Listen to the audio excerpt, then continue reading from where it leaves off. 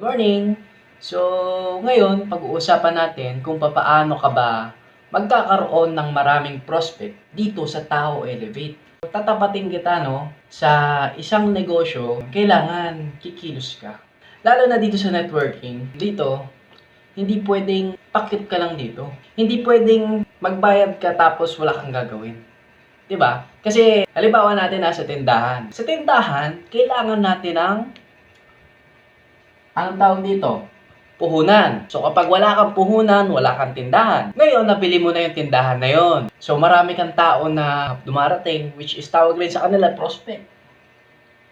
Prospect rin yan.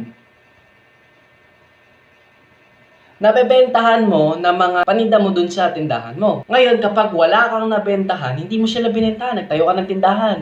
Hindi mo sila binentahan, wala kang binibigay sa kanila na kahit ano, sa tingin mo ba kikita ka? Ito ba papasok sa tindahan mo?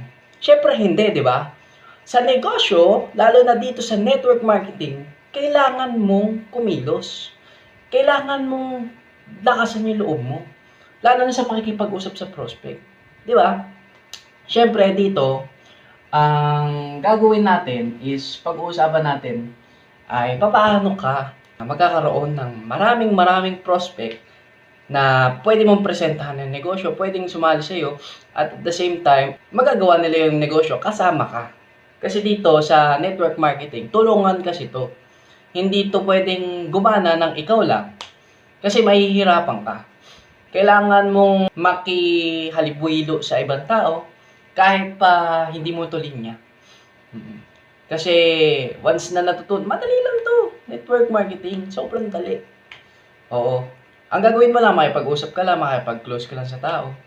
And kapag na-close mo na sila, kaibigan mo na talaga sila, magko-commit sila sa negosyo. Ngayon, dito, meron tayong tinatawag na 5 fingers of network marketing. Dito, pag-uusapan natin kung ano ba yung 5 steps kung paano ka magkakaroon ng maraming prospect. Ngayon, hihimay-himayin po natin yan.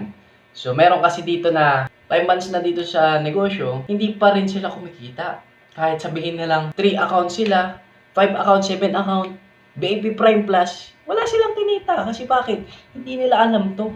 Ngayon, pag-uusapan natin, pag-himay-himayin natin, kung ano ba talaga yung nilalaman nitong 5 fingers of network marketing. Unang-una dyan is prospecting, inviting, presenting, closing, and panghuli niyan is follow up. Okay, yan po yung 5 fingers of network marketing. Ngayon, umpisa natin sa prospecting. Paano ka ba maghahanap ng prospect? Pinakamadali, pinakamagandang advice ko sa'yo, yung mas malapit yung loob sa inyo. Kasi dito is people's business po, ang networking. Kailangan close kayo. Siyempre, ang uunahin mo dyan is yung makakakilala mo na. Close na kayo, kakilala mo na, para mas madali kang magkaroon ng prospect. So, nag-uumpisa yan sa case system natin. So, ano ba yung case system natin? Kakilala, kaibigan, kasamahan sa agency, kasosyo, or matagal ng kaaway, mga ganon. Pwedeng kapitbahay, pwedeng kaibigan ng kaibigan mo. Pwede yun. Makakahanap ka na prospect dito sa case system natin. Okay? Ang kailangan mo lang dito, case system. Halimbawa, kung may kamag-anak kang OFW, pwede mo silang prospecting. Lahat ng nakikita mong tao sa paligid mo, lahat ng nakakamit mo, lahat ng nakakausap mo, ang tawag dyan, prospect. Okay? So, dito, papasok na si inviting. May prospect ka na. Ngayon, i-invite mo sila. Ang gagawin mo dyan is ABC rule. Ano ba yung ABC rule? Kailangan mo si upline dito sa ABC rule. Okay? Meron akong video dito sa ABC rule. Gusto ko panoorin mo yun. Nandun na lahat. Kumbaga lahat ng explanation dito sa ABC rule, nandun na sa video na yun. Next finger natin is presenting. Okay. Sa presenting naman, kailangan mo dito si upline mo. Kailangan mo ng upline dito sa presenting. Lalo na OFW ka, at konti lang yung time mo or hindi mo pa alam yung kung paano ka magpe-presenta, kailangan mo si upline. Oo. Mag-ABC rule ka and sa presenting si upline na. O kasi mas may alam si upline kaysa sa'yo. Kasi kapag, halimbawa, pinresenta mo yung negosyo, pinilit mong ipresenta kahit hindi ka pa marunong. Sa tingin mo ba sasali yun? Halimbawa ako, pag pabulol-bulol ako, hindi ko alam yung sinasabi ko. Kumbaga, out of the bounds na yung sinasabi ko, wala na sa negosyo eh.